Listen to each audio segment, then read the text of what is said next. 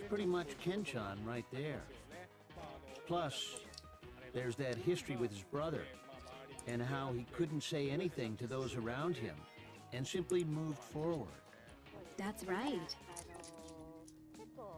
That's why I try to incorporate such reality into the story of real children and events that occur in the real world. All right. Here's the next question from Zero.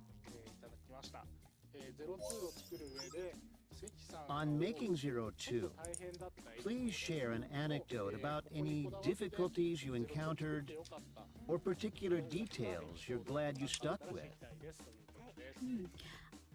I'd like to talk about Digimon Hurricane that I made with the director Yamauchi-san.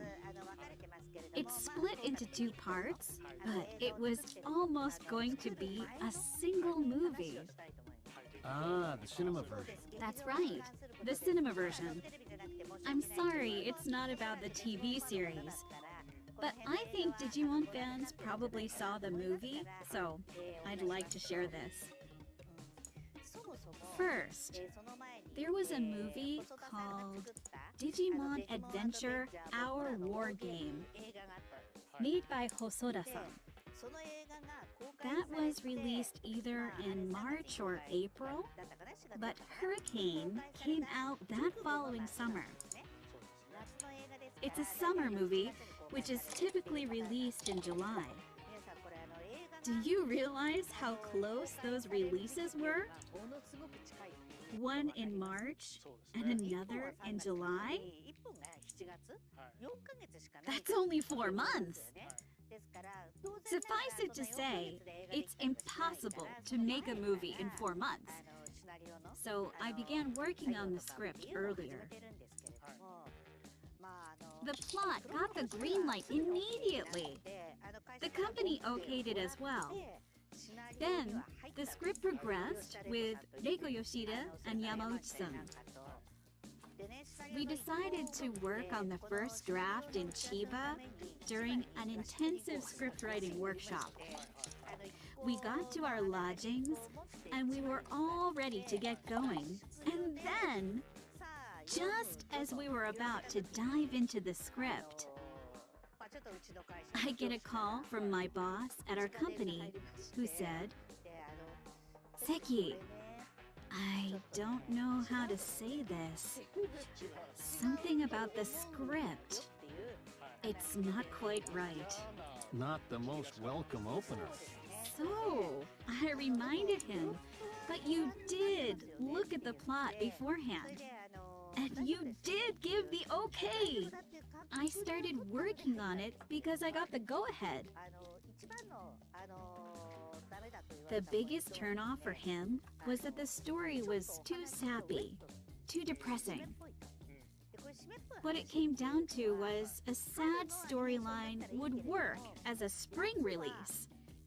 But for a summer anime, it had to be more action-oriented, with more pop.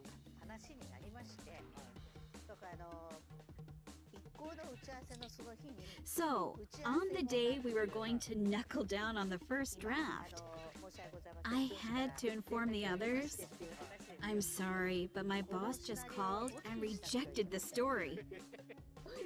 The director, scriptwriter, and even myself as I was saying this, were all about to keel over.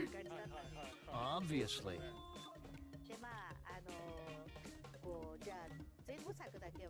At the lodge, we talked about ways to remedy the issue. We stayed that night, and the following day discussed what to do, then headed home.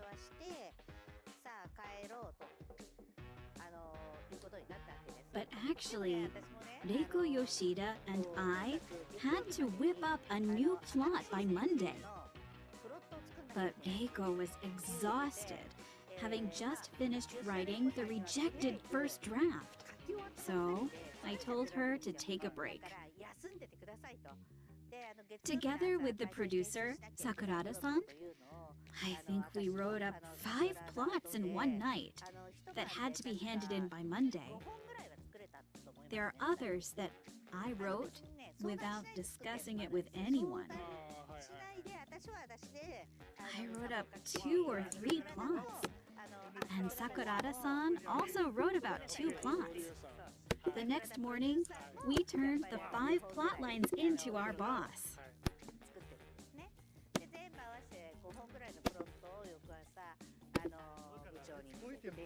I guess like sneaking in a few curveballs. I've always loved mixing things in. Kind of like, here's the favorite, here's the dark horse, and here's what you wanted. See? It's action-packed.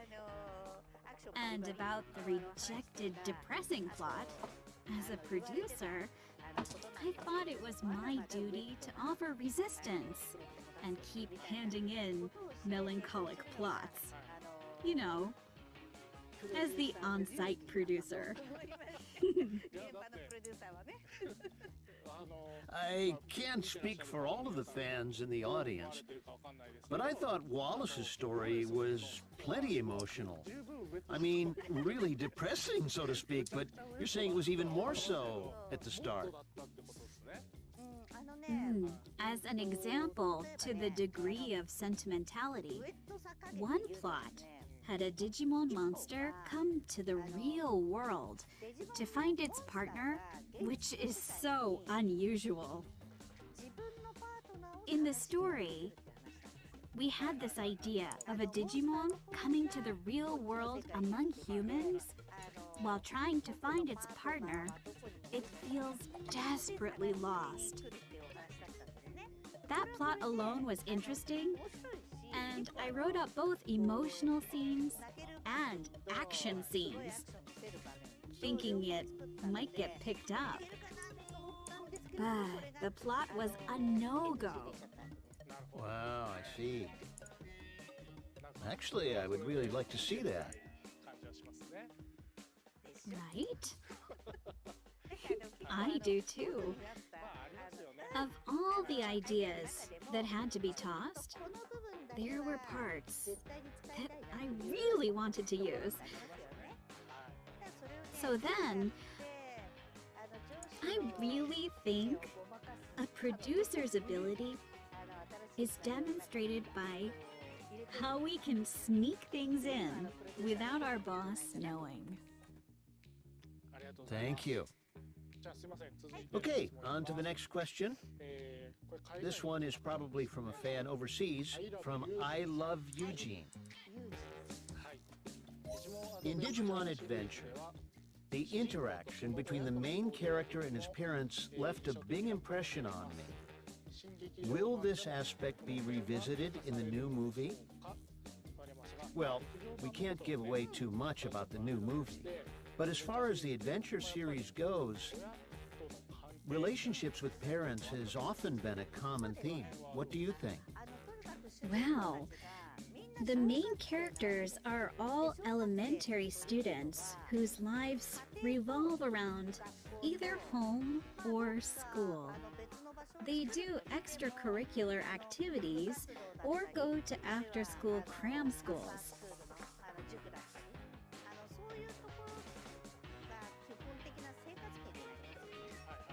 That's why for children, I think it's no different if we illustrate the characters at home or at school. This is why we chose not to limit the story setting at school. In Digimon Adventure, we wanted to properly showcase the characters' home life. I see. That's why it was necessary to leave the digital world and return to the real world. That was a key element. That's right. The characters spend only about a day in the digital world, but for kids watching the show on TV, I'm sure they would have wondered, wouldn't their parents or teachers worry about the children if they were separated from their families for such a long time? You're right. Even with the fight at Odaiba in Adventure, they were with their parents. And in the final episode of Zero Two, they were by their side. So, in that sense, when we portray children... I think it's absolutely vital to show them. Right. The parent-child relationship is an important factor. Thank you. All right. Let's head to the last question. This is from another fan from overseas. From Kirillian. Regarding the ending of Zero Two, which is the world 25 years later, many fans thought that made it difficult to make Try or Last Evolution Kizuna. But have you thought about changing the ending for Zero Two? I think this question is also directed at me, but what's your opinion, Seki-san? If you would have changed something, what direction do you think the series would have taken? You wouldn't think about changing the course of the story, right? No. No one knows what might happen in the world, whether it be 2027, which was shown at the end of Zero Two, or 10 years from now. Because look at how much all of our lives have completely changed in just these 2 or 3 years.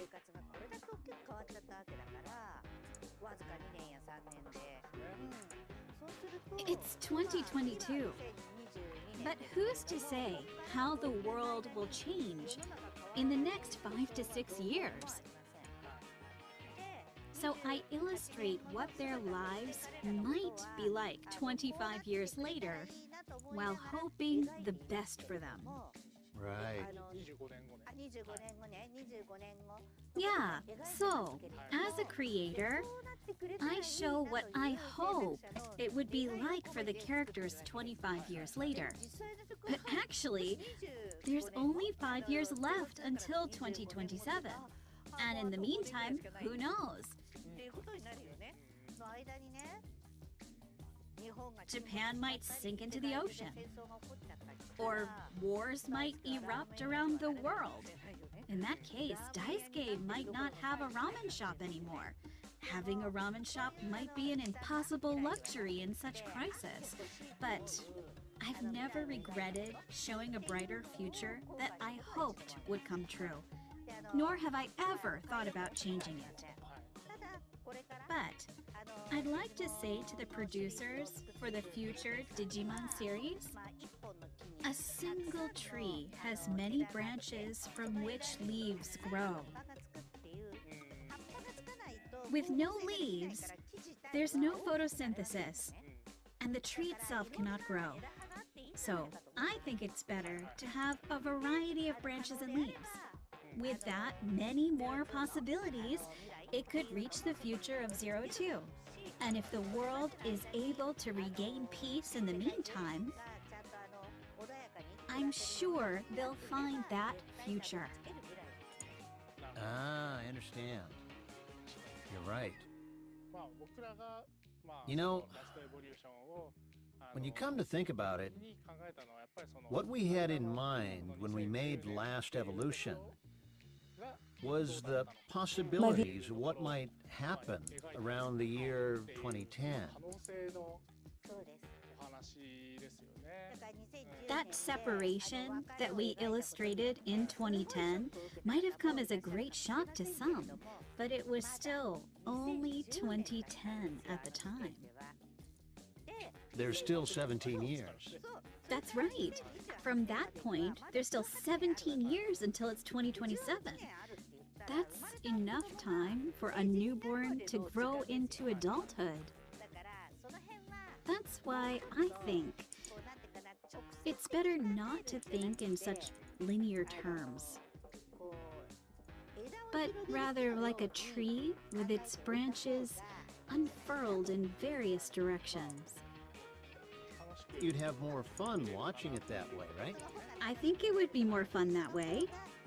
And for those who watch that way, you might be able to imagine the new Digimon that have matured into various forms. So I hope that's how it turns out. Thank you very much for your many questions and comments. Thank you.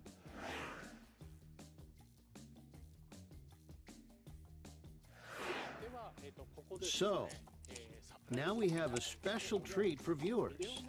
A video message. From whom? You'll find out. Here's the clip. Check it out. In the year 2020 CE, the human world is connected by a network. That network is inhabited by an unknown life form called Digimon. Hi! I'm Agumon. I finally found you, Tai. How do you know me? And what are you? And what is that? Don't worry, Tai. I got this. I'm gonna take these guys down. And I got your back!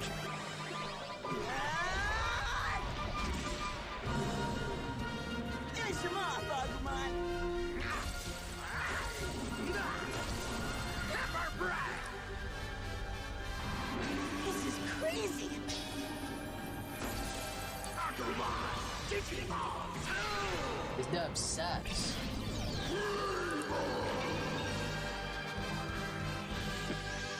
We're gonna be the tightest team ever.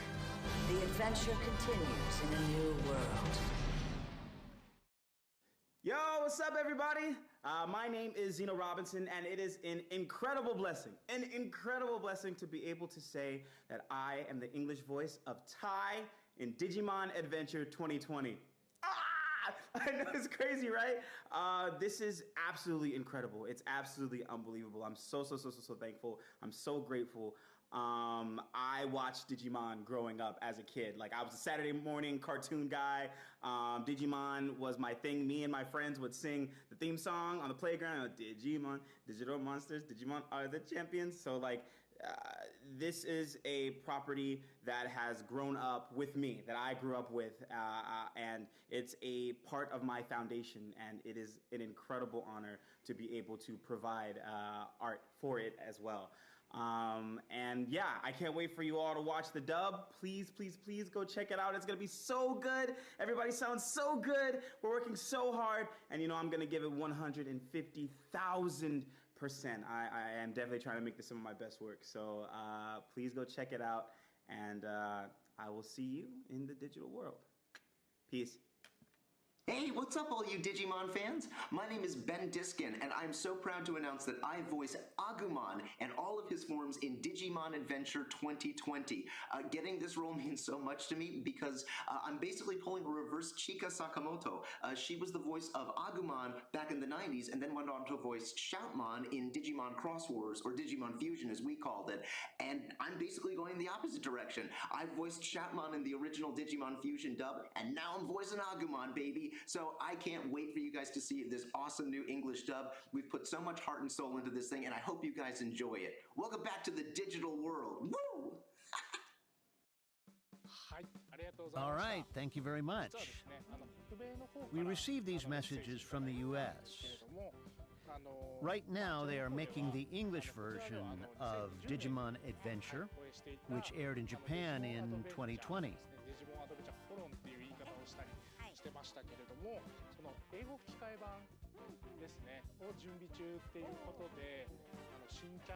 So we had the voice actors, Zeno Robinson, who plays Tai, and Ben Diskin, who plays Agumon, send us their messages. For all of our fans in the U.S., watch out for more announcements to come. It's great that both of them do such a wonderful job of capturing the feel of the characters, and their voices fit so naturally. Definitely. And Zeno, the voice actor for Tai, said that he used to watch the show as a kid. Amazing. So he knows the character well. He must. Ben Diskin, who played the role of Shoutman in Digimon Fusion, the same character Chika-san played, but this time he's playing the role of Agumon and gave us such a message. Even overseas, Digimon has seen such an amazing and varied evolution. Some that watched the show as kids have grown up to become voice actors, right? I'm sure the kids who watch the show growing up will also be the next generation of Digimon creators joining our company. Right. Digimon is quite popular in many countries around the world. So, there's a lot to look forward to. This is really exciting. Yeah.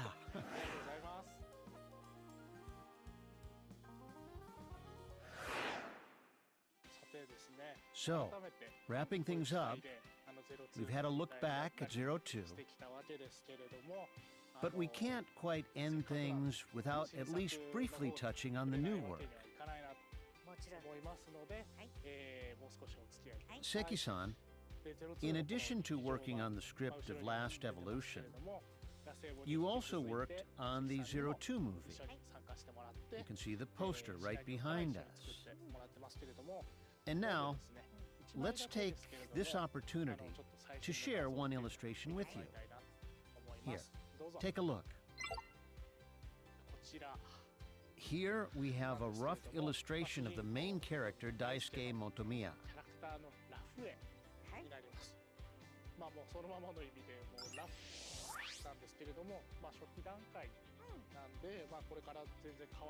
Since it's an early illustration, the design will likely change in the end. Still, we have this opportunity, so we wanted to share it with you. What do you take from this, Seki-san? I feel like it's probably winter? Right. Daisuke's wearing a down jacket.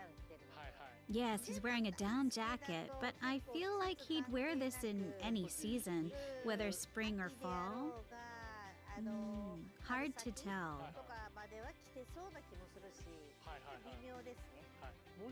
How about his other outfit?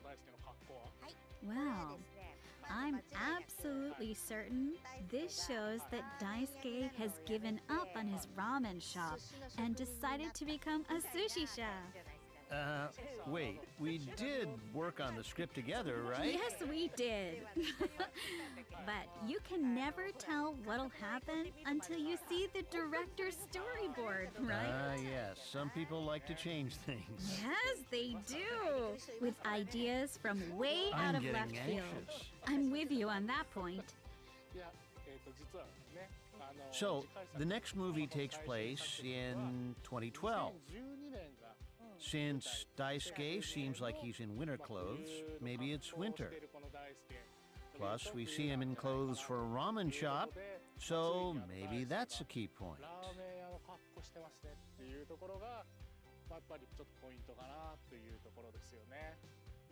So, he's working at a ramen shop. Oh, come on. You know, don't you? Yes, I do, but... But you're not quite sure right now. Maybe you're right.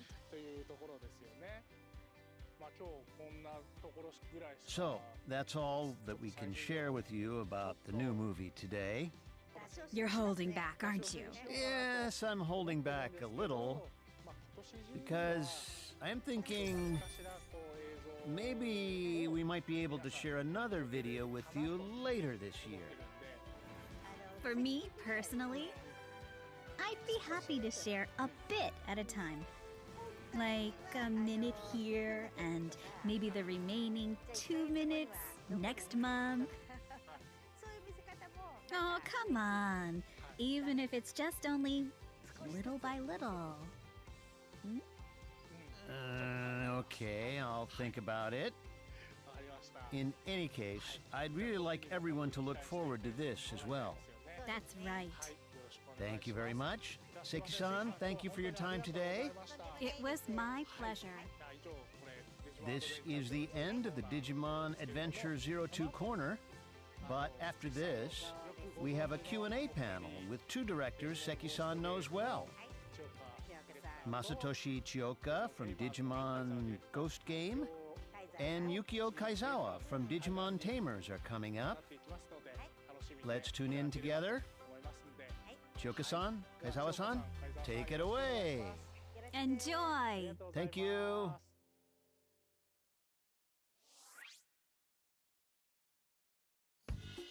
Hello, I'm Masatoshi Chioka, series director working on Digimon Ghost Game. Since it's currently on air, there are some things we can't discuss yet, but I hope to share other info. I'm Yukio Kaizawa, a director from Toei Animation. With Digimon Tamers reaching its 20th year, I wonder if fans still remember, and I'm a bit worried about my own memory too, so it would be great to reminisce together.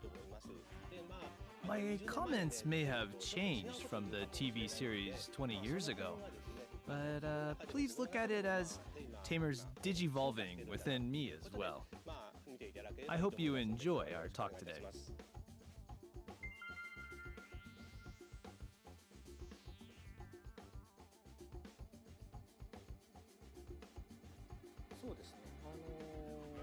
The Digimon series thus far is, after all, Digital Monster. I think it's a work with strong monster genre aspects, but Ghost Game focuses on the strange phenomena caused by the Digimon.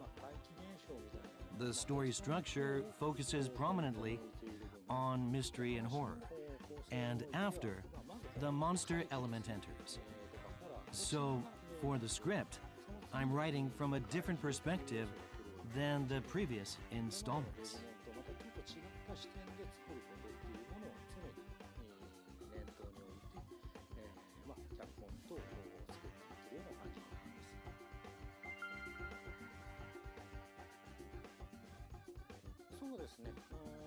The story revolves around the three main characters, Hiro, Ruri, and Kiyoshiro.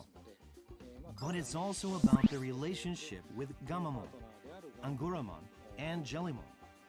So I hope to show something new and fun as the story progresses, such as their developing relationships with these Digimon.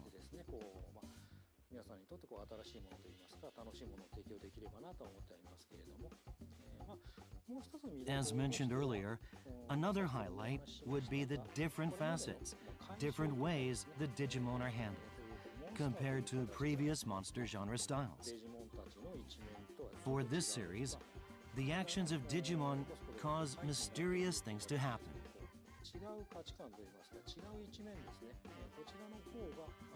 Compared to previous works, I think this series zooms in on the strange phenomena, which can bring about surprising, unexpected factors and show a new side of Digimon. So, if you can enjoy this variation, I think you can also find different perspectives to be fun.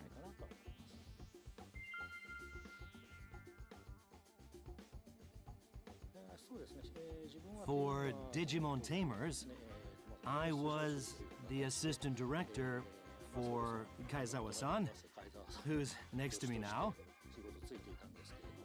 But I also managed the character settings for the Digimon series at the time.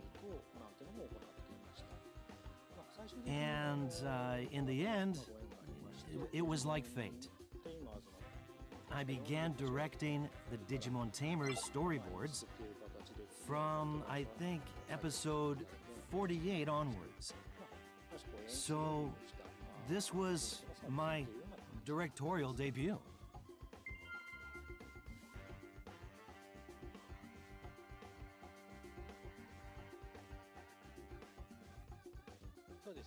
Digimon Tamers started in the early 2000s. So that's when search engines like Google and Yahoo became popular. So at the time, it was really hard for me to understand all this net jargon, the system, and how this whole internet thing worked. The most difficult point was figuring out how to alternate the expanding online world with the digital world. So we structured the digital world like this. Global data from the human world became the central main line in the Digimon world, shining like the sun. Data that overflows from the main line piles up to form the digital world.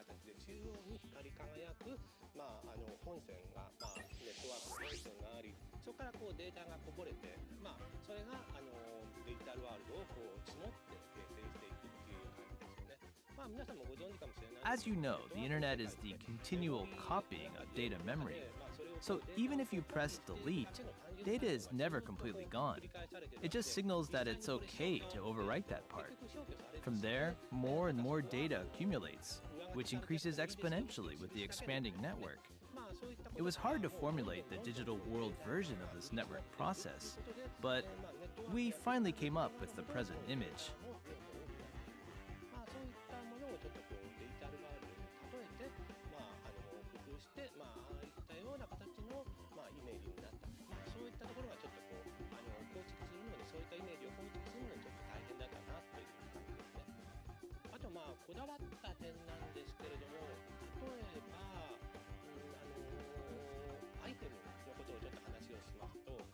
Regarding items characters use, Pretty Cure, for example, had cute accessories targeted for girls that children would be happy to wear. But with boys, I think it's a bit different, like the goggles Takato wears. It didn't seem right to have him wear something just as decoration.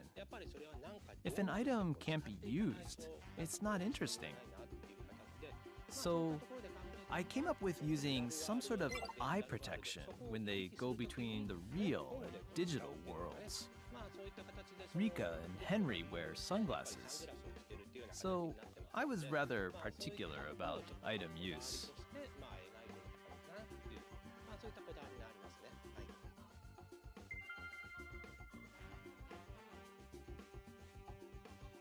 Ah, the opening sequence. The opening is the face of the work, so I try to work the theme into it, especially for the first half. As you can see, the kids turn around. At that point, you wonder what's ahead, what's in their line of sight.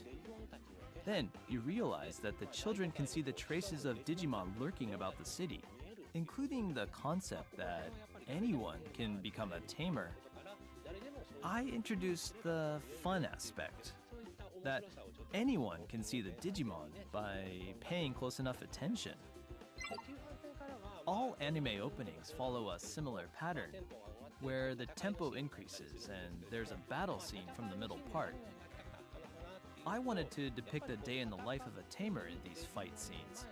For instance, by overlapping the silhouette of Takato's and the Digimon's calm, everyday life on the fight scene, it shows that tamers aren't constantly in battle, but also enjoy their carefree daily lives. So we show both sides by combining them into one. That's what I aimed for in the middle part. Also, you can't see the Digivolution scene in the main episode, but as a bit of fun, I added a Digivolving image from the rookie period that kind of overlaps with Digivolutions.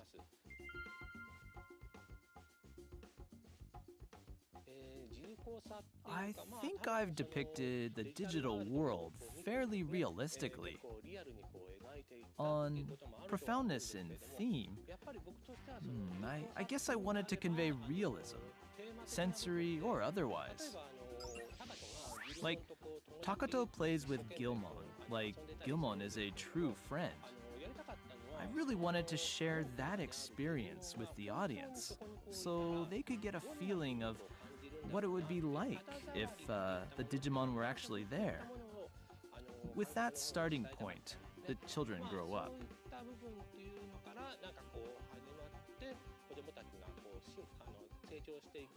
While following their drama, in the end, the story follows through to the death scenes of Jerry and Leomon.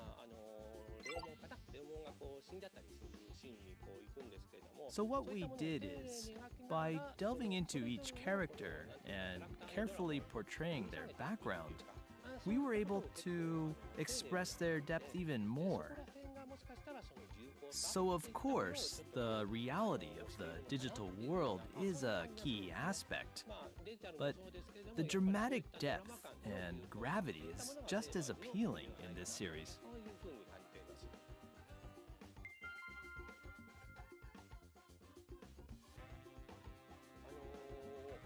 I saw a bit of Digimon Ghost, and I thought Chioka-san's point of view was great.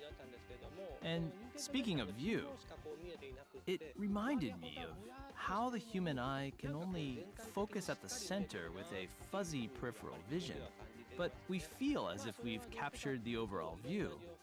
This is possible because people have subjective vision, meaning they supplement the fuzzy parts with their accumulated data and past experiences. And that kind of bias affects us mentally as well. For instance, when you see abusive comments on social media, that could make you feel scared of the digital world. Then, I thought that emotional fear could manifest like a ghost in the digital world. So in the world of social media, I feel it wouldn't be strange at all for Digimons to exist there. In that aspect, I thought Digimon Ghost picks up on a really interesting point. No wonder. It's directed by Chioka-san. I'm excited to see how the story is going to develop.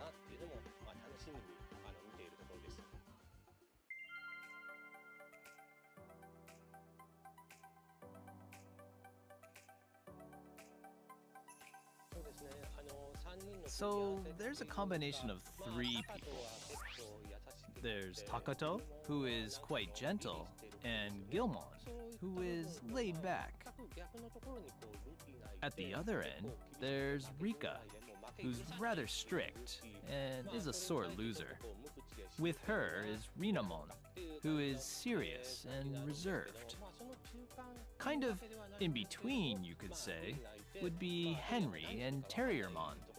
And we're not quite sure what Terriermon is going to do. So those were the three sets of characters. So regarding the characters' personalities, at the start, each character made one-sided requests about what they wanted. Like, I want this kind of friend, or I want this kind of partner. But as the story progresses, they begin to understand and respect each other. And when the Digimon finally digivolve, their minds and bodies become one. Considering this story content, when we looked at the character settings, we needed to make sure the three sets of characters were all different. So that's how we composed the characters.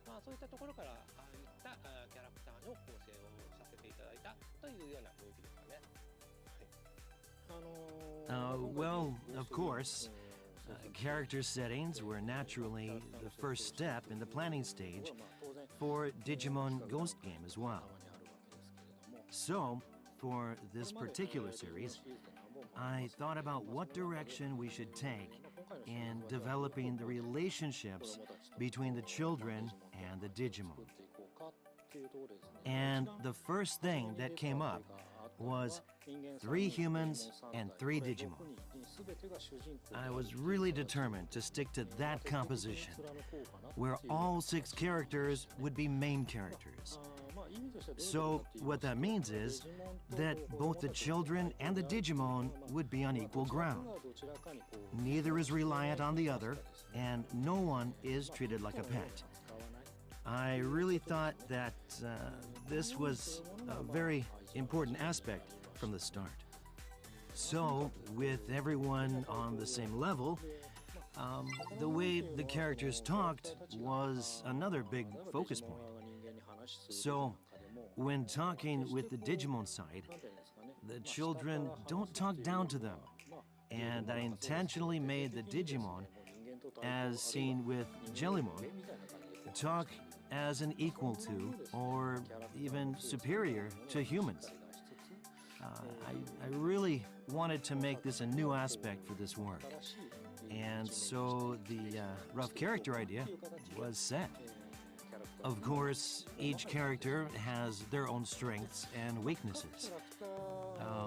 Regarding Hiro's background, it was part of his original setting that his mother is off working overseas, while his father is slightly irresponsible and lazy. So, with that kind of family dynamic, he became a dependable kid who always took care of his father. And Rudy is somewhat of an influencer on social media. So, how did Rudy and Hiro get to know each other? Well, Digimon is their common point, and without it, they probably wouldn't have ever met. And I thought the idea of connecting two children from different worlds who would never meet in normal circumstances was interesting. So, after thinking about Ruri and Hiro, I wondered what kind of character Hiro's senpai Kyoshiro would be. In this series, the setting is a dormitory, and Kyoshiro is the dorm leader. Although he's older, he's a bit eccentric, and the others are annoyed by him at first. Initially, Hiro, Ruri, and Kyoshiro don't know each other, but they meet through the Digimon. And from there, I plan to create a story where these new relationships develop and deepen. So that's how the character settings were done, for 3 humans and 3 Digimon.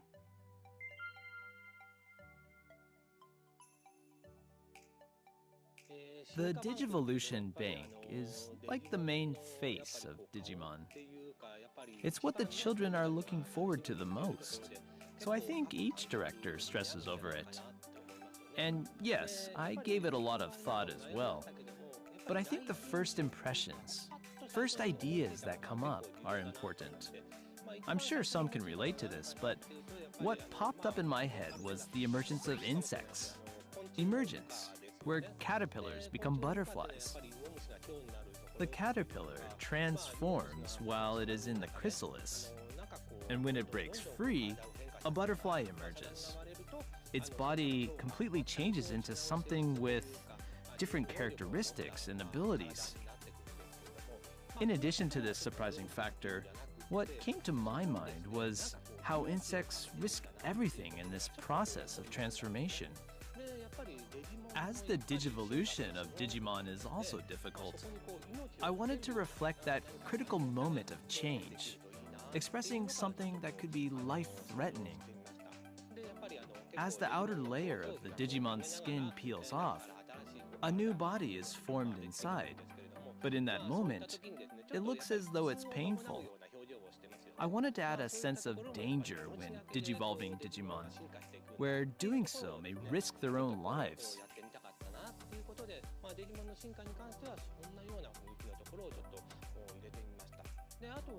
There's also card slices with the Digivice items.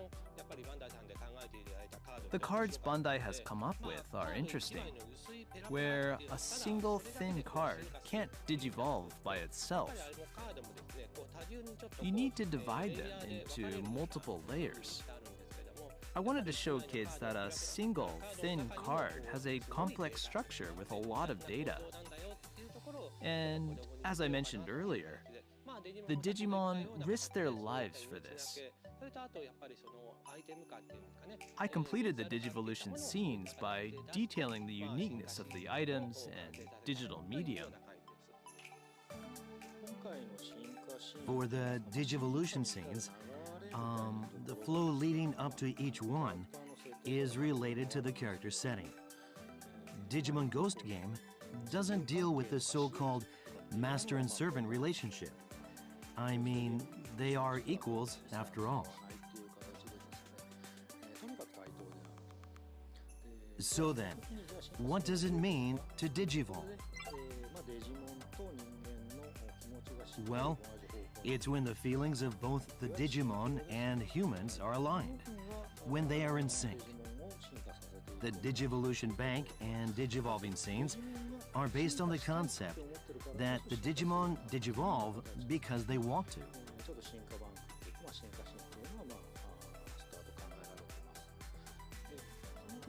Of course, it's only natural to want to digivolve in order to get yourself out of trouble. For rookie or champion stages, it's difficult to break through. So, while humans would definitely have a growth period to go through, Digimons can instantly pass this stage through Digivolution.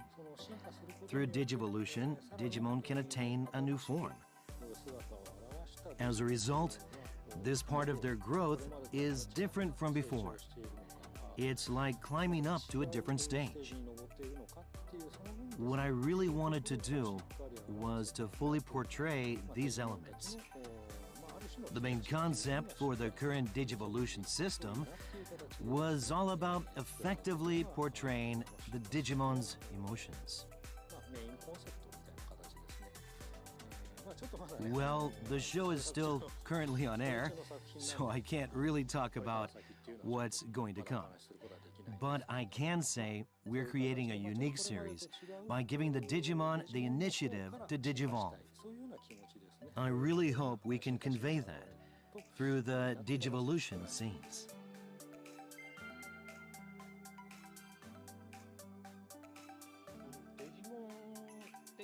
Digimon are, after all, monsters. They sort of resemble wild animals, don't they? This may seem unrelated, but I'd like to share this interesting story. I'm originally from Nagano Prefecture.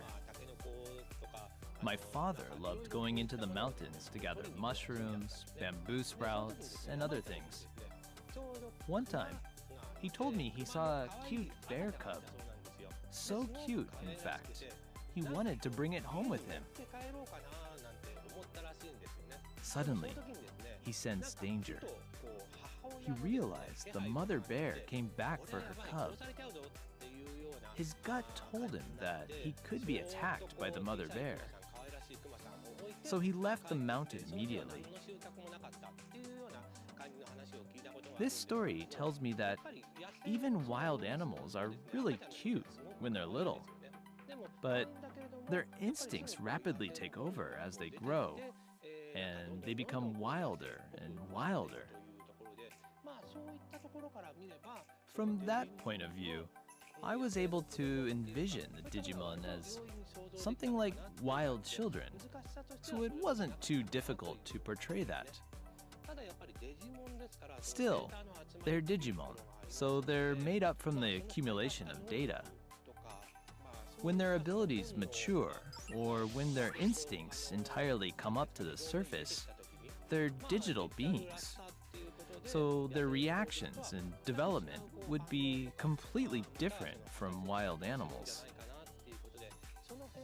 I feel that was a difficult aspect to determine, which required a lot of brainstorming and creative ideas.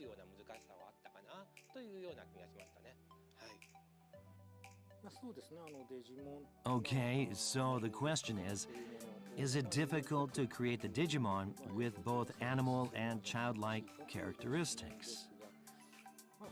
Well, it's not that difficult to anthropomorphize or give them human characteristics. But, as Kaizawa-san just mentioned, there are things we have to figure out first. You need to think about the type of creature it is, and what behavioral traits it may have. It needs to have traits like a child, but we can't really treat it like a human child. So with Gamamon, as an example, we need to think about what sort of environment he would live in and how he would respond. In comparison to the digital world, how would they react when they enter the human world?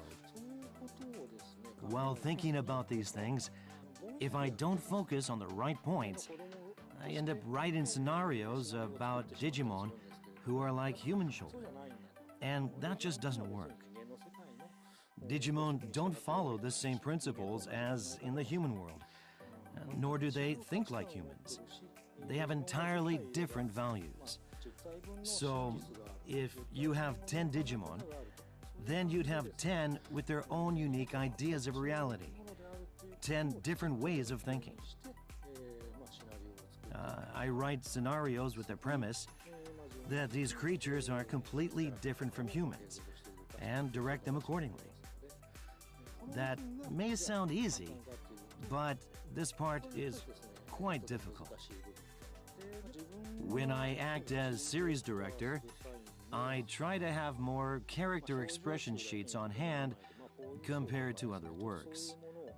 I don't limit myself to just samples of facial expressions, but also like to have motion sheets. The main objective is figuring out how to bring the characters to life.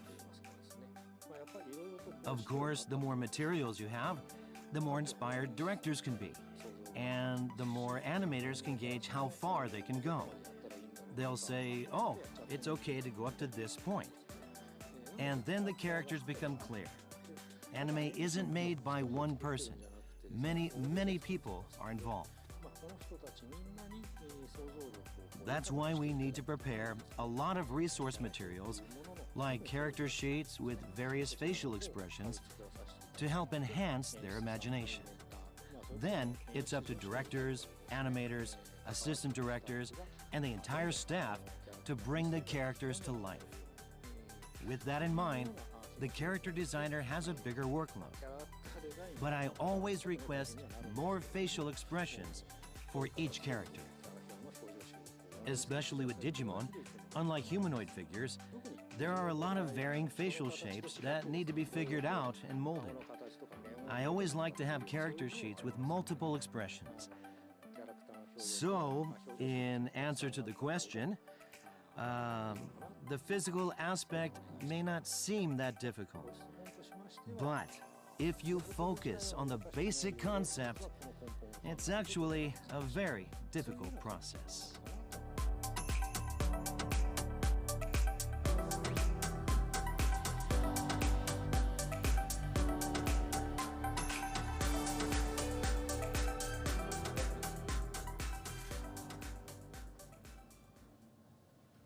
Wonderful. はい、ありがとうございました。以上、デジモンアニメコーナーでした。いや、楽しかったですね。楽しかったですね。ところで皆さん、デジモン公式ファンコミュニティサイトデジモンパートナーズをご存知ですか？世界中のデジモンファンとつながれるコミュニティですので、この機会にチェックしてぜひぜひ参加してみてください。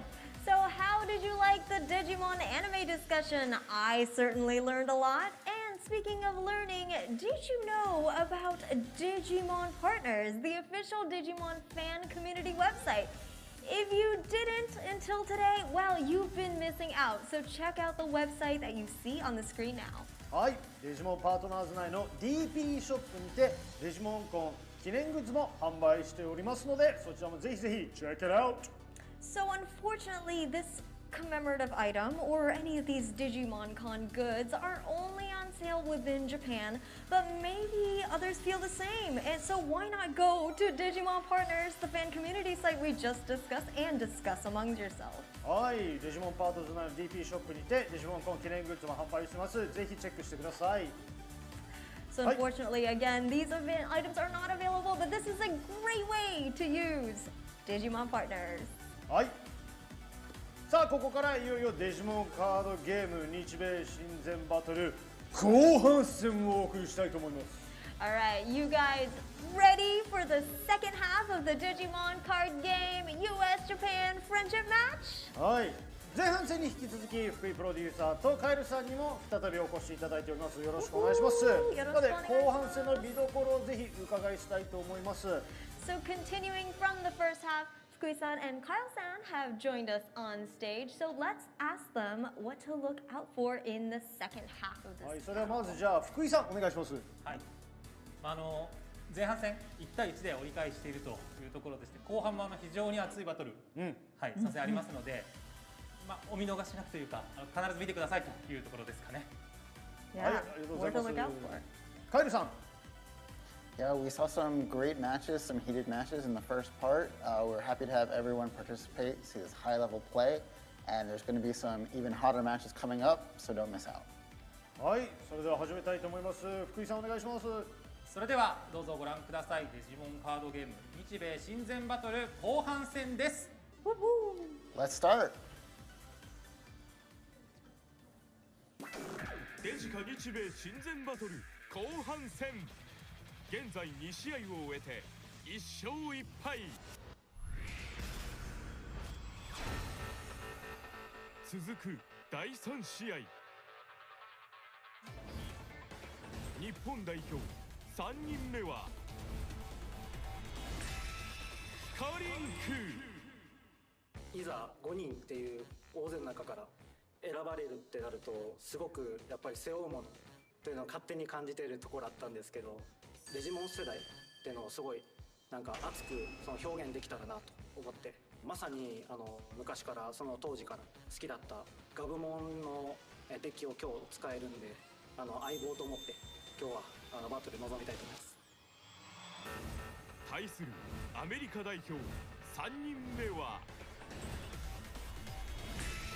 マンノンアンリミテッド。My play style is calculated aggression, and knowing what my opponent has in their deck statistically, and I try to push them to the limit.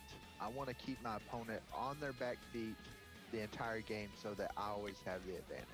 My play is to take my opponent down with one fell swoop. I want to take them down in one hit. All right, let's get into our third match here. We're going to have Hika Link going up against Manon Unlimited. One of these guys going to be running Gabumon Blue. The other one going to be running Jesmon Red, a deck we have seen today.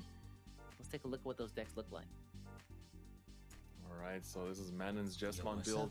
Of course, a deck that is super powerful, having the Huckmon package and, of course, the Sister Mons that can bring you so much advantage in general. But he does play, the Gallantmon there as a tech, but we see here on Hika Link's side running the Gabu Bond. East, tell us about this. Yeah, so Gabu Bond is so strong, so fast. They get to the Gabu Bond, Bond of Friendship, and they can swing potentially for 3, maybe 4 security sometimes. And the nice addition of the Puppet Mon to stall out for an extra turn and potentially take the W is a nice tech by Hika Link. Yes, I'm really a big fan of fight the mirror match if it does come up. So I think Hika Link has done a lot of really good preparation going into this event and fully teched out his list and embracing the Rookie Rush side of things.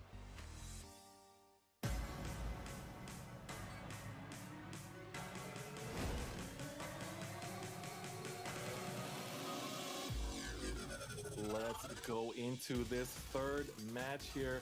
This is going to be very exciting between Hika Link and Manon Unlimited. So it's going to be a pretty wild match because both decks are so fast in what they want to do to bring into their win con, right? If you're playing Gabumon, you're trying to just kind of like develop your board full of Gabumons, like go through your deck while disrupting your opponent's plays as well. And people like to talk about the Gabumon list as there's many different ways to approach it. And one of the prominent ways is, of course, this Rookie Rush variant. And it looks like, Hika Link, he's embraced the Rookie Rush side of things so much that he's even playing, the Puppet Mon, as we talked about earlier, which is commonly seen as that kind of like very signature Rookie Rush kind of play. Yeah, I mean, he had a great opening turn there as well. Got to the Gabumon, got the Mat Tamer out, which is so important for getting your Gabumon. He's got a Gabumon in hand as well. And so now all the pressure here is on Manon to make something happen as soon as possible. Yes, and we're definitely missing a particular card. I'm not seeing the Savior Huckmon here. Uh-oh, yeah, or the, where's Jesmon? Hold on. Well, there's Sister Mon to help draw out some cards, maybe. Also, for the folks watching at home, you know, this is the U.S.-Japan friendship match, but I think I'm the only person keeping score, and it's 1-1 right now. So this is an important match for both the U.S. and the Japan side to go up. Yeah, like which side is actually going to kind of like take the tides here in this matchup to show, you know, which side of the world is the strongest here in Digimon cards at the same time. So of course here, modding up the Gabumon gets the extra memory plus the card draw, very vital in finding your pieces, and another bond of friendship. He does have to make a decision. He's gonna decide to Digivolve here. Okay. So that's not gonna be a target for. Yeah, man, he's gotta find. He's gotta find more rookies, man. He's only got the one in hand and just a ton of level 4s and level 7s. Yep, that is absolutely true. You know, the one thing is, when you're playing this particular deck is also the timing at which you commit is very, very vital. But he's going to check the security here, going to run into a Sistermon, which actually isn't bad for Manon either, because having a Sistermon in your trash also means that, you know, if you proc a Judgment of the Blade in security, that also means that you can immediately bring out the Sistermon, get yourself an extra card draw, or if it's the Sistermon CL, that also gives you an extra memory. And if your opponent has been a little bit greedy and, you know, sitting on 0, that basically just passes the turn right there, then and there. Yeah, you're right. You've got to keep in mind just the option cards there being able to give you that immediate Sistermon plus some blockers. Looks like he's gonna play the Noir though. Wants to buff up that Bao Huckmon there. Yep, and it can get pretty huge at the same time just by being just a level 4. Man, Hika Link's board right now just gives me flashbacks to 1.5, where Rookie Rush was, you know, the king in town. Absolutely, absolutely. You know, seeing blue and green like that, and you know, the Leomon that he plays is essentially just there to be like a cheap, you know, it's a 2-drop with 5k DP. For level 3, that's really good, because also if you're playing in this format where there is, you know, a bunch of, you know, Gabubons and Agubons that, generally speaking, you know, their decks are all level 3s, level 4s, and level 7s, and then, you know, majority of that security stack is pretty safe when you're swinging in with 5k or more, right? Yeah, you're absolutely right. So it looks like the Source Strip here is going to get rid of the Demi-Meramon there, effect. He's going to swing, though. Does Manon commit one of the Sistermon? No, he's going to let it go through security. What's it going to be? Ooh, Agumon, not big enough, buddy. Yeah, unfortunately, a rookie that I'm sure he's going to miss going forward. But luckily, he does have one in hand. But, man, we just see here, Hika Link is pushing the aggression. But we finally see a block here coming down from the Sistermon. So that is one less Sistermon on the board for Manon. But, of course, the effect of the Noir will still remain active. And the Howling Memory Boost will get rid of all Digivolution cards on Manon's side here. That's unfortunate. And now Manon, you know, with only those 3 security left, is definitely on the back foot here. He's got to make something happen. He's got to find a way to get over that Octomon and that Leomon. That's terrifying.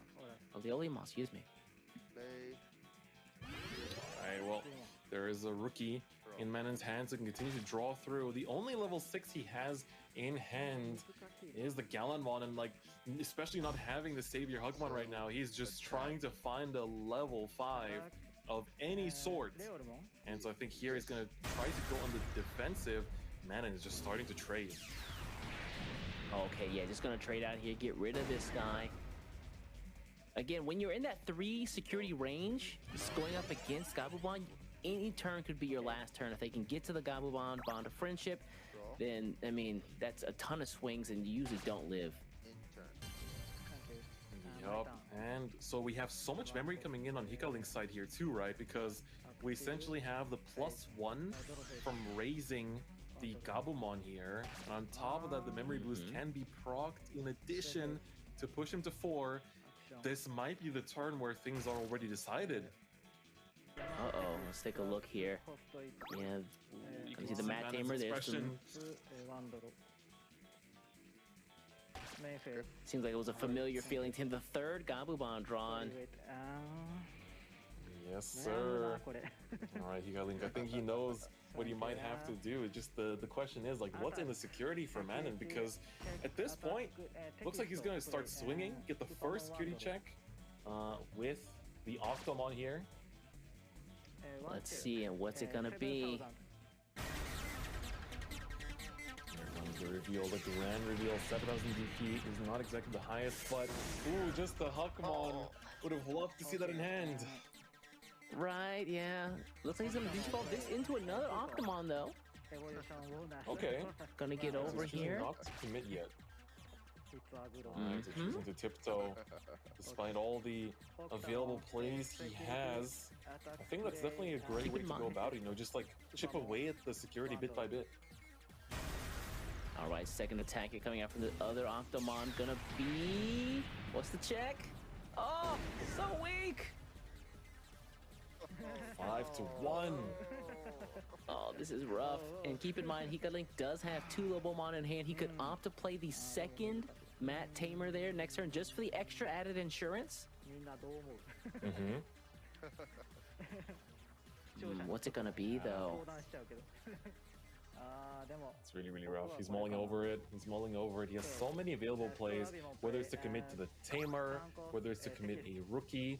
Looks like he is going to actually commit the rookie in order to get the search effect here and try to find either a hybrid or a Tamer. The Tamer does get found. Yeah, all right. Stravimon doing his job. Showed up to work against the Sora Joe Tamer in hand, but at this point, I mean, you know, 3 swings. He's got the Lobomon in hand with the Mat Tamer on the board. He's got the Howling Memory Boost, the extra memory. Things are looking like it's gonna be Hika Link's game.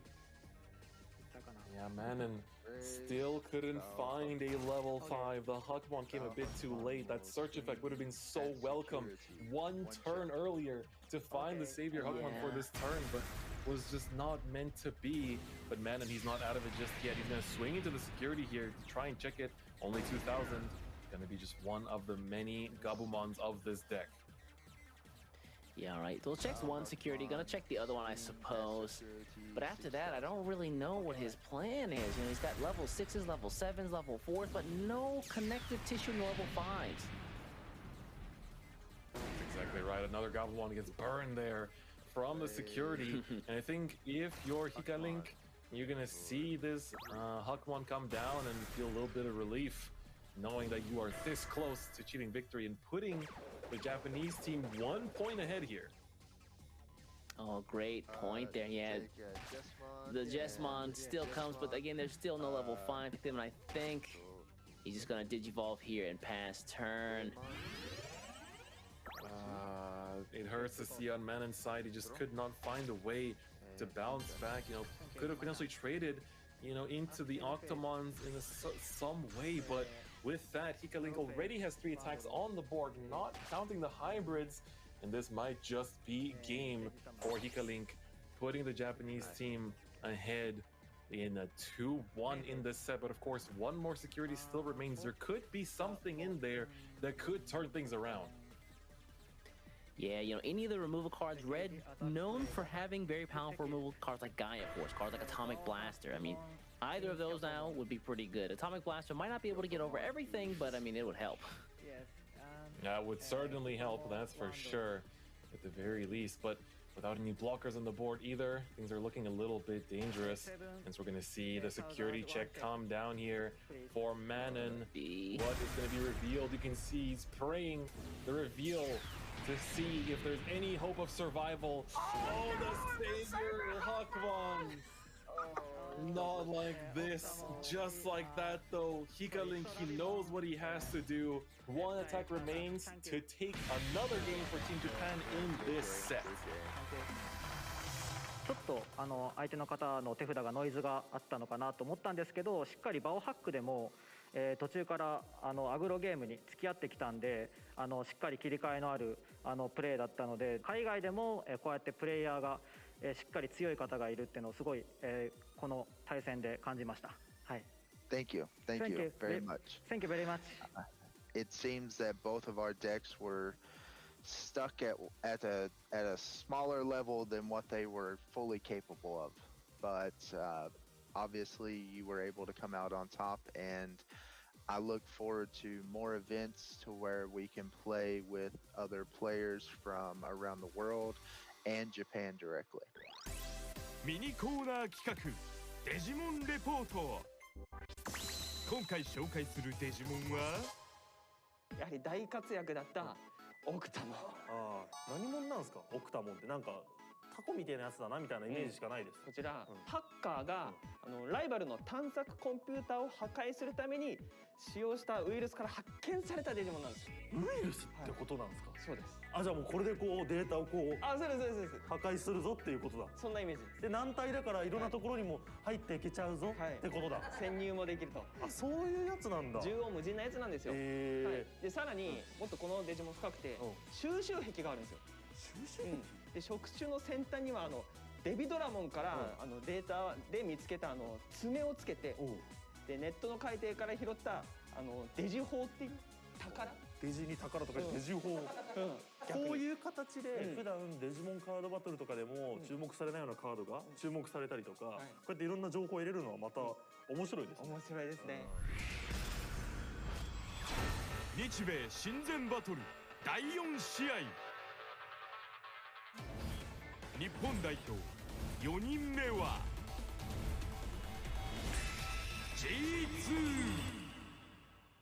それ入ってるのみたいなカードをやっぱりこう何枚か差し込んでデッキを作ることが多いので、対戦相手の方にすごい面白い構築してるね、すごいねって言わせたいですね。たくさんの方の中から選んでいただいてますんで、代表ということで私自信持ってプレーできるように頑張りたいです。対するアメリカ代表4人目はレイドバックラゴ。I'm eager to see how people overseas, how good they are, especially in Japan, since they've already played this meta and they're revisiting it essentially since they're ahead of us. I want to see, the difference really between the U.S. and everybody else. I do believe that we have some of the top Digimon players out there in the world. So, like I said, I'm excited, but I think we're gonna come up on top today. But once again, I didn't come here to lose. All right, folks, let's get into our fourth match here. We're going to be having G2 running some really sick Dynamon purple deck. You see this card came out. It's got that nice little discard engine with the Kinkaku Promote, as well as the Kinkakumon and the Kinkakumon. Other cards like the Underworld's Call really allow the deck to just cycle very quickly and get to the cards you need as fast as possible. Yep, exactly, and this list contains a lot of cool control options as well. We see Death Claw as well as Fly Bullet to kind of take out some pesky targets on the opposing side of the field, and so really want to see how that's actually going to come up. Plus that Mastodon one-of is also really, really unique. But of course, we see on Lago's side here running Gabu Bond, and he has some interesting text in here as well. Like we see the Magnadramon that of course gives you a bit of a safety net, and on top of that, some really cool options too, like Kokuta's Breath, which gives you that huge sweep on the opponent's board, and the Rattlestar, which I personally really, really like. So I want to see how this can actually work out for Lago, because he's got so many cool choices that we don't really see that frequently in these Gabumon Bonds of Friendship lists. For the folks watching at home, again, we are on our fourth match of the day. Japan is currently up 2 games, so this next match for the U.S. is so critical. Everything is on laid-back Lago for this next one. Let's see how it turns out.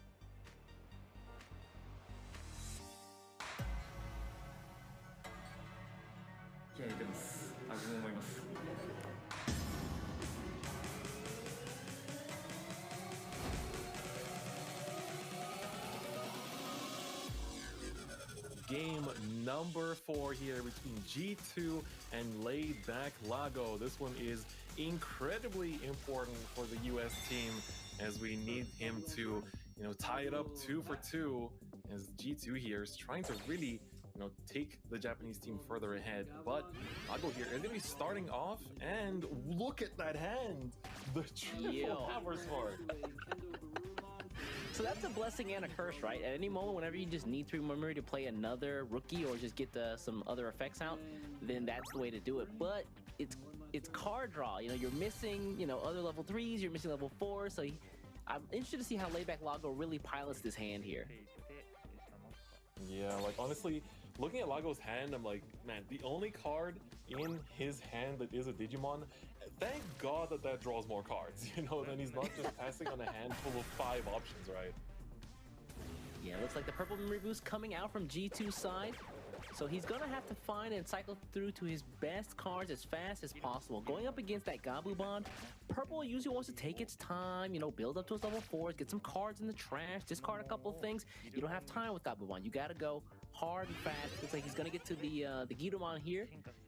And what's he gonna close out with? Another Digivolve? Yeah, looks like it. Alright, that is gonna be the Kinkakumon thing now.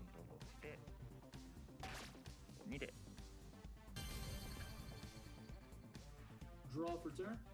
So meanwhile here on Laidback Lago's side, he's got the Kindogurumon in waiting. The double Cordramon is nice though. He can opt to just spin one memory, one Hammer Spark here, and then play down the Cordramon, put his opponent at 3. But first we're gonna see the security check. What's it gonna be?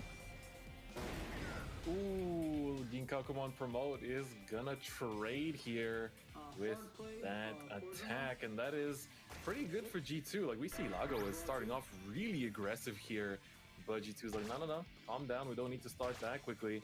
But this double draw for Lago is pretty good. He finds a rookie, thank goodness. Oh, yeah, man, that Cordramon coming in clutch there. Meanwhile, here on G2 side, he's got to find a way to keep tempo on board, at least not let Lago build up too much momentum here. The Black Mechalo Growlmon is super nice, though. Digiburst allow him to pull something back. Oh, that's a very powerful effect. Like, Leaf Card be used in so many different purple builds because of just how strong the Digiburst is. And so, yeah, he Digibursted the 3 Digimon under him, and one of those was the Gidamon, and now he can get that same Gidamon back with the effect. They're going to spin the purple memory boost as well. Looks like we're going to be seeing another Digivolution. Yes, into the Titamon turn 2. Oh, excuse me. Wow, Yeah. that is turn such 2, a that's strong crazy. tempo swing. That's so good for G2. Like, he's definitely the one controlling the pace of the game here. You know, even though we said, like, Lago's playing Gabumon, it's a tough matchup. You know, it's definitely hard to, you know, keep up with it. But G2 is the one dictating the pace of the game here. Yeah, so Titamon comes out. You can discard a card, pull back a level 4. He's going to pull back the Promote, whose effect allows him to pull back Ginkaku and or Kinkaku, put them under him. If he gets both, he gets special effects. Looks like he's only going to get one, though, so not going to get the buff of the card drop plus the memory boost. We'll go into a Gabumon. Back to Lago. He has the Gabumon at the very least to try and draw into more pieces, and he finds the Bond of Friendship. Thank goodness. Yeah, all right, the Cordramon here going to swing into security again. Going to be putting G2 at that critical 3 security that is so nice for Gabumon there. We're going to see the Hammer Spark, though. Okay. Oh, nice. Rattlestar to clear the board a bit. Looks pretty good. And there's 3 Digimon on your opponent's side of the board. Yeah, when we can see he's definitely targeting that Titamon there. That is the most pesky target on G2's board by far.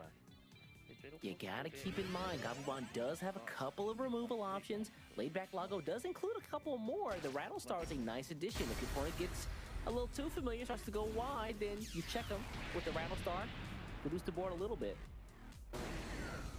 Ooh, Gidamon not gonna survive the security swing, though. That's unfortunate. Yep. Alright, going in with the poke. Alright, pro mode here. What's it gonna be, buddy? Alright, gonna discard here, then get the attack off for security. Security check coming through. Yeah, oh, Mechanorimon just good enough.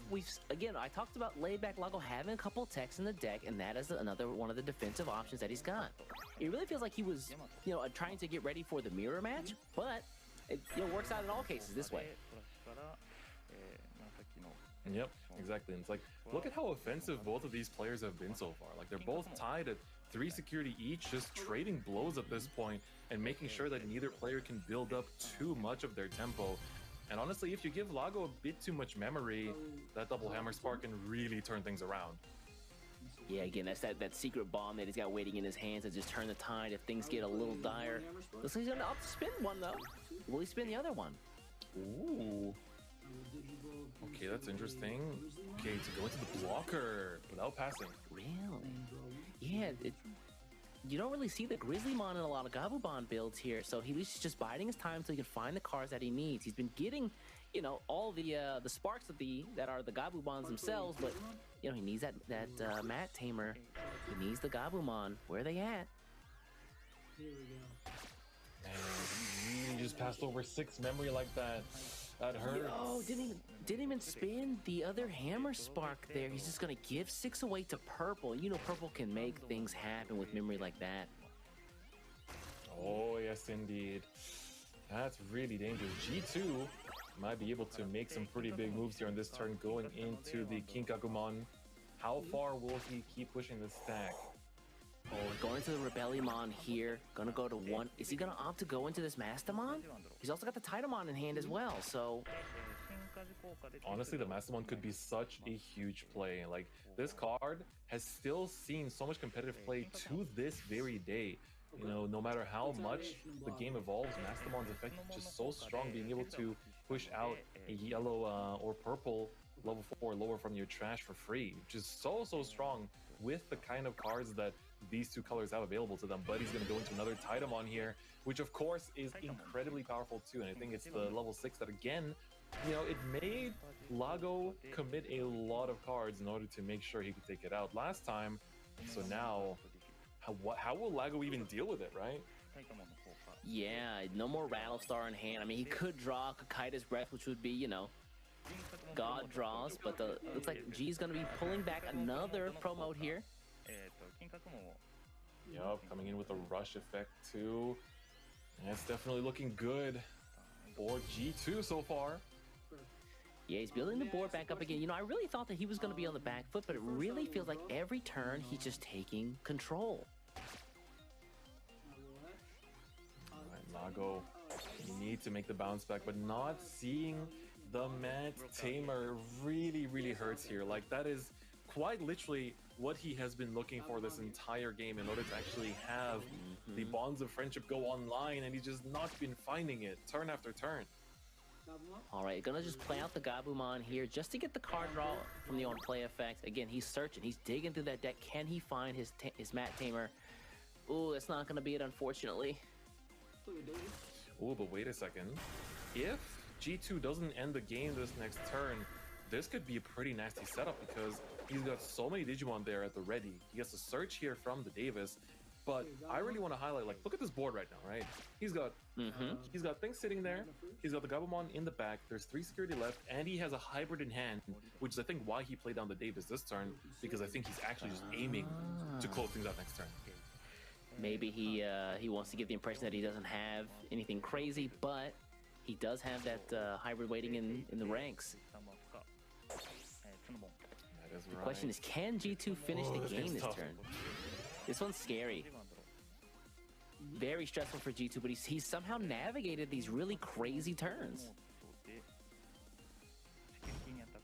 All right, first swing. Here it goes. Going in with a Kinkagumon promote. Are we going to see the Grizzlymon block here? This one's important. Gabumon trash. Okay, Gabumon trash. Alright, the promote using its ability here. Yeah, I'm gonna send back, get rid of the level 3, excuse me. Block or security, what's it gonna be? Looks like it is gonna be security. Doesn't get checked or not. We're safe. Still in. Yeah, safe. I mean, it'd be nice if it was a Mat Tamer, right? Oh, absolutely. Wait, but actually I'm thinking, so the Titamon swings with 2 security, but is there a way for G2 to close out this turn? I don't feel like there is. Am I missing something? Yeah, I don't think he... Whoa! 14,000 check. Well, Titamon, not gonna get those 2 security checks now, so... Okay. Pretty good. Well, we can forget that second security check. That's gonna just stop at 1 there. Lago still hanging in as much as he can. Yeah, you can see he's saying, "Where's my mat? Where is it? I can't find it." All right, here. So to close out, looks like G's gonna just play the purple memory boost. Get a bit more memory for the later turns. Of course, the search here, very, very important. Another Titamon is found here as well.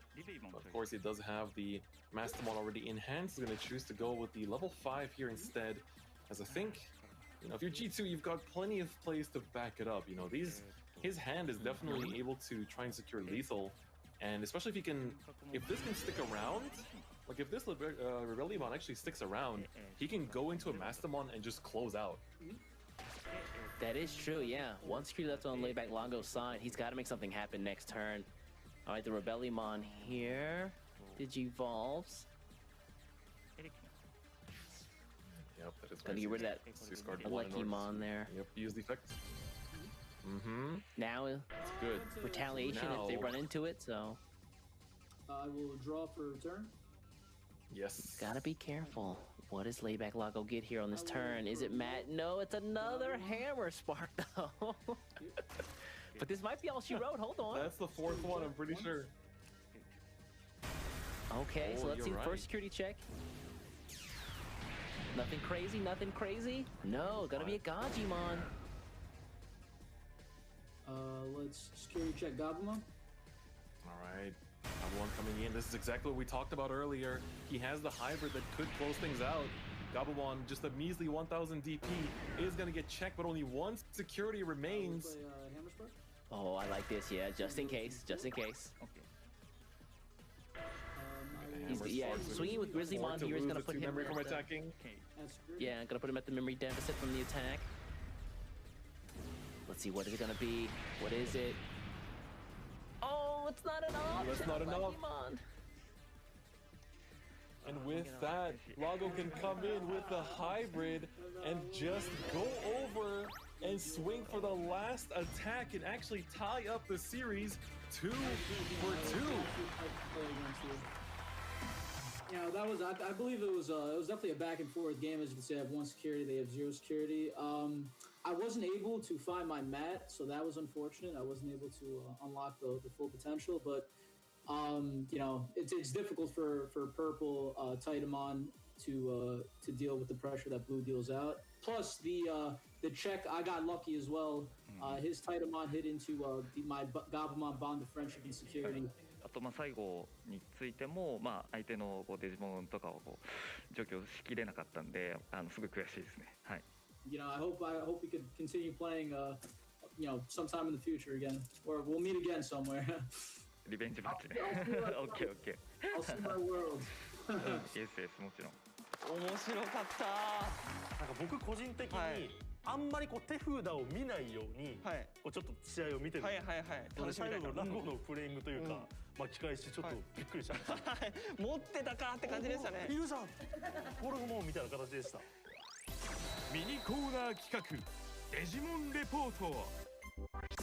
今回紹介するデジモンはラゴさんが使ってたコアドラモンね、ブロッカーであったりだとかね、でまた再録されて登場時効果があったりだとか、2枚ドローできるとかね、ドラモンってつくデジモンって結構多かったと思うんですけども、多いですね。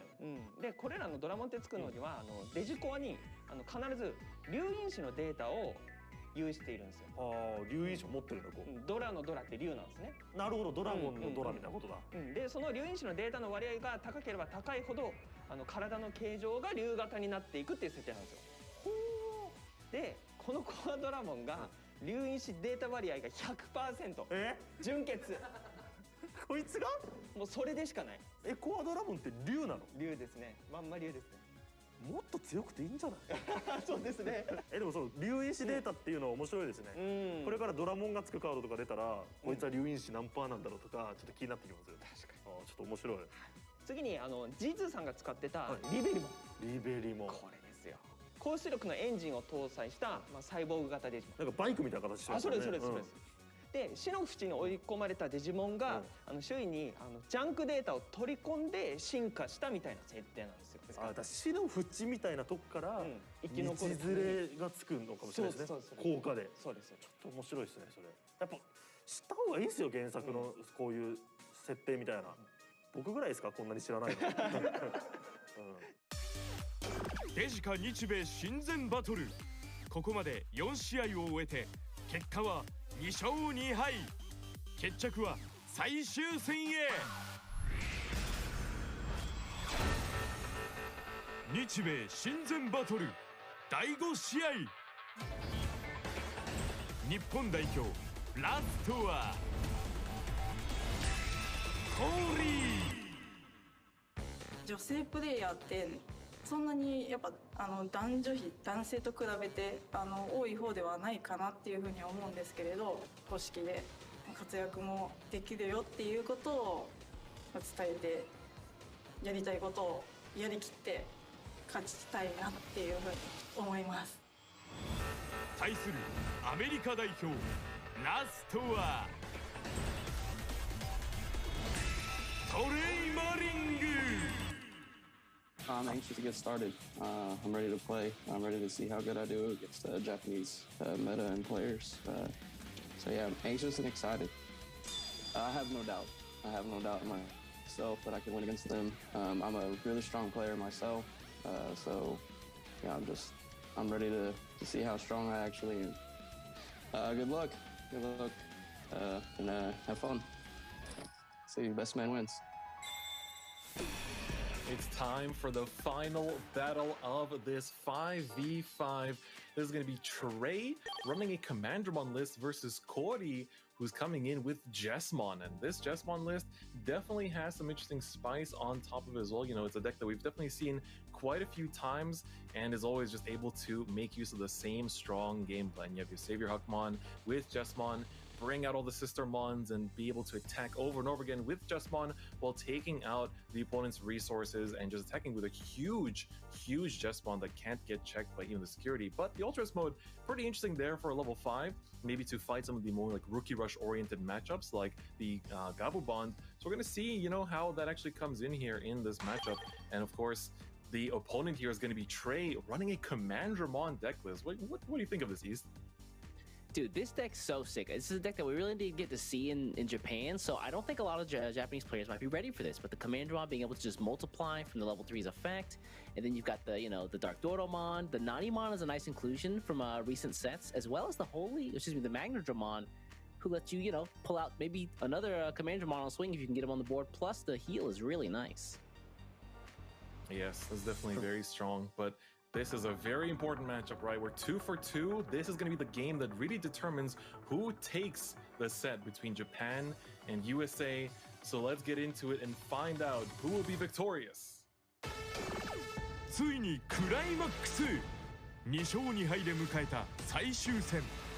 このバトルで全てが決まる。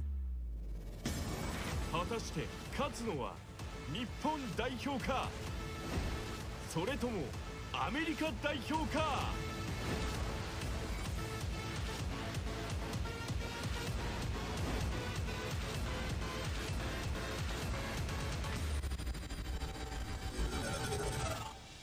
All right, this last game, we're gonna have Trey going up against Cory.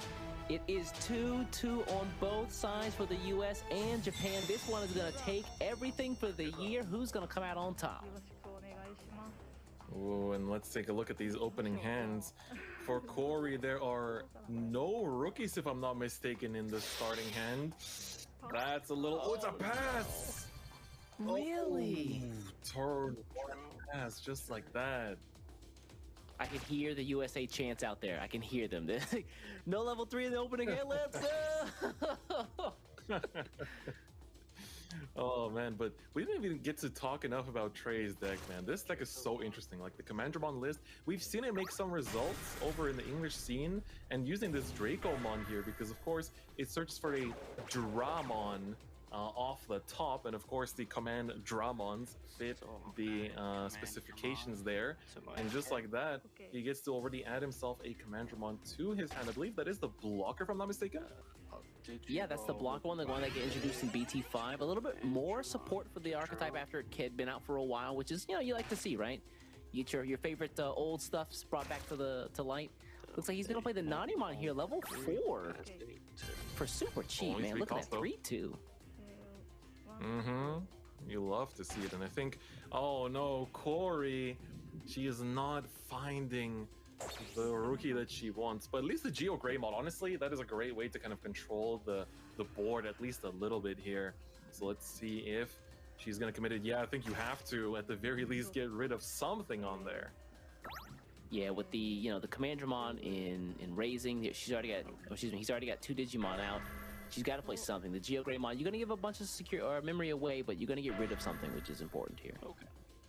So yeah, Exactly. get rid of the So you can see Nanimon. Trey, he sees that his opponent isn't exactly seeing many of their pieces, and so he's just like, all right, we're gonna take that, just be aggressive here. Try to push as much as we can, and aggress as much as possible. So even the Dracomon here coming in for the first security check. Let's see it.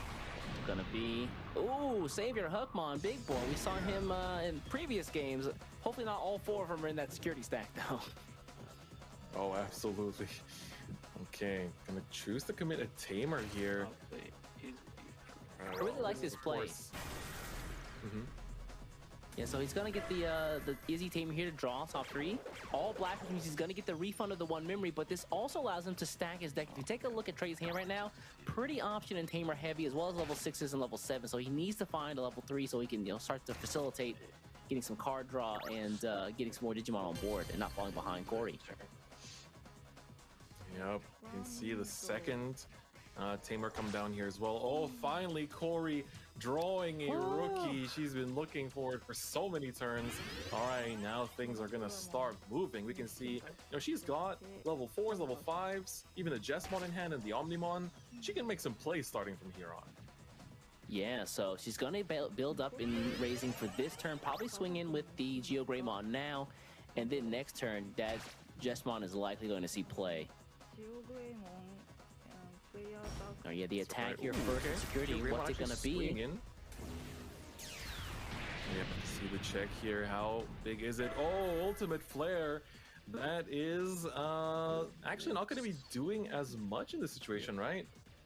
Yeah, pretty awkward here. Unfortunately, it removes all level 3s on the board after it Digivolves, but Geo Greymon has, of course, level 3s under it, and there's no other level 3s on the board, so it's going to just hang out. Yep, so as impactful as the Ultimate Flare can be in certain situations, it's not really going to be doing much over there. And we see that Corey, she's just building up her stack. She's already on level 5 there in the raising area with the Geo Greymon having stuck around. And what's really cool here is also that the Ultras mode is going to be pretty huge in just being able to swing over, when he goes into the, when he evolves into the Jessmon, going to be able to swing over virtually everything too. I mean, look at Trey's hand though. He's got 2 copies of the Iron Fisted Onslaught. He's probably gonna swing it with his Commandramon. He doesn't want it to stick around for too long. He does have the Dark Doramon in hand, which means he needs to get 5 Commandramon in the trash as soon as possible. We're gonna see the attack here on security. What is it gonna be?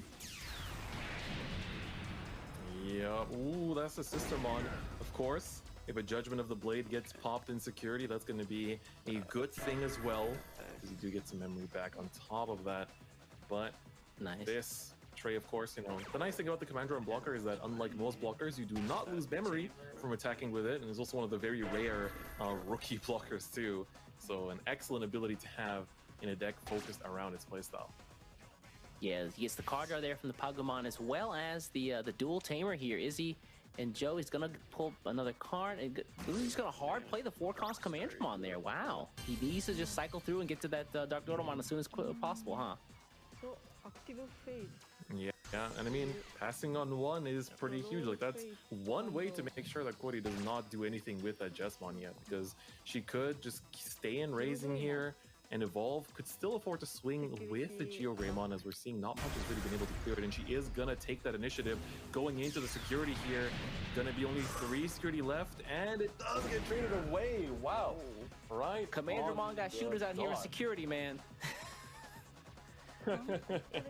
Ooh, look at that though. The Jessmon is going to be committed to already in the raising. So Cody's saying, all right, we spent the first few turns just relying on Geo Greymon here to really kind of like control the pace of the game. But the moment this Jessmon comes on the battle area to play, It's going to be a huge swing in tempo as we have Sister Mons in hand, we got Sister Mons in the trash.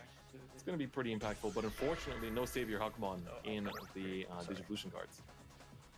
Yeah, so it looks like here, Trey, though, it seems like he feels pretty confident. He's got 2 of the removal options, Iron Fisted Onslaught in hand. He just drew the Sealstrom. He's hopefully going to swing in with both these Commandramons that get taken out, and I think that either puts him at 4 or 5 Commandramon in the trash, so has the potential for either this turn or next turn Commandramon or Dark Doramon. Yeah, the Doctormon. Right, that's one, yeah. That's one of the win cons of this deck, right? You know, you're happy to just play super aggressively, swing into the opponent's security, and just go through it. Oof, Ultimate Flare off the top there, all right. Yeah, would have hoped for that to have been in the security stack instead, you know? Absolutely. All right, the rest on the Joe Izzy Tamer here is going to let him draw another the blocker Commandramons. Perfect. And then swing with the 5K. Another security yeah, this deck is kind of like this deck really does feel kind of like a I don't know, some kind of version of Rookie Rush, doesn't it? Yeah, it does, but it just has this like lean engine around it, right? Where all the Commandramons support each other, and you know, a lot of the Rookie Rush decks at the start of the Digimon TCG, they were very much playing around, just kind of like rushing the opponent and punishing them with the Puppetmon. Whereas the Dark Doramon really just gives the whole D-Brigade deck this very viable win condition, where you build up your trash full of Commandramons and you just go in there. Just swing in with the Darkramon with a rush right after playing it. And I mean, you know, I think it's just, it's a very powerful finisher that I think everyone has to respect. And, you know, these players are used to playing against Jesmon, they're used to playing against the, you know, the Gabumon decks, but are they prepared to face against Commandramon, which could just be a bit of a sleeper pick here, right? And you know, as the last game of the U.S.-Japan friend match or friendly match, I mean, it's a pretty good pick. Yeah, that's for sure. Okay, a delicate plan coming down here for the Jesmon, so can swing very safely, knowing how many, you know, pesky and super powerful options can be in the security for this Commandramon deck. And I think that's definitely a very safe pick because, of course, Jesmon being able to not just trade, but also have the piercing on top of that. Yeah, so he destroys the 5,000 there with the Bow Huckmon's effect and then swings into security here. What's it gonna be though? Whoa, 10,000 Magnadramon. Unfortunately, not quite enough to get over the 17K Jesmon right there. Shout outs to Sister Mon Noir. That's right. But now both players are left with just one security. Like, this game could end in an instant. The Sister Mont Blanc is going to come down for the extra card draw and the blocker to stop the aggression. Another one gets drawn into this. I think you committed. I think you have to commit it just to stay safe. Yeah, you need that blocker on board. Oh. Corey's going to make the call. Yep, she's going to commit it. I like that. I like that. You need it. Like, right now, you are this close from securing lethal yourself with just the 2 security remaining. Ooh, I think this is... Corey might just have this. 3 Sister Mons on the board. Yeah, she is going to give Trey a little bit more memory, though, off that dual tamer. Corey having more than 2 Digimon on the board means that he's going to get the +2 go to 5, so he has a ton of memory to work with this turn, but can he make this board disappear on Corey's side? He's got to at least take out 2 of the Digimon. Yeah, like, you have Iron Fist Onslaught, which can take out the Jesmon, but that only takes you so far, right? Although, how many Commandramons does he actually have in the trash right now? Because it looks like he's swinging in to security, if I'm not mistaken, with the blocker here. We get the confirmation. I think I see 1, 2, 3, 4. I think that was 4. All right, let's see it. Yeah, he's gonna. He wants this to happen though. He wants them to take this attack, and then the Commandramon gets destroyed. Dark Doramon comes out. He gets it on for 3 memory, and then suddenly it's a big boy. He can spin that, and then he can potentially swing. Use the Iron Fisted Onslaught to take out another Digimon, the Jesmon, and then put Corey at 2 Digimon so you can't close out the game next turn. That might just be what Trey has to do, and both players are maneuvering this game state really excellently. Just being able to use the maximum of the resources. The Darkramon coming down here. Of course, here we go. 5 targets, 5 D-Brigades that will go back to the deck. And of course, refund 10 of the memory that you pay of the 13 play costs here. Different fight. I'm stressed right now, man. This is gonna be a photo finish. Yeah. And, looks like we're gonna see the Iron Fist and Onslaught though. Get rid of the Jessmon. Surely, right? It has to be. Yeah, he's gotta go highest. Highest attack. That's. Oh, for Corey, it's so close. Like both players, it's tooth and nail. It's so back and forth. Red does have removal. You have to be careful running into security. You hit an Atomic Blaster, you hit a Gaia Force, man. That could just ruin your day. And give Corey the momentum she needs to close this game out. We're gonna see the Agumon come out though, into raising. But can she make something happen on the board? She needs to either play some sort of Huckmon so she can get the blocker effect. But no, she's gonna just opt to go in with the Dark Tyrannomon evolve here. Dark Tyrannomon. Yep. Ooh, Huckmon picked up. Oh, that's good. Yes, gets the double blocker again.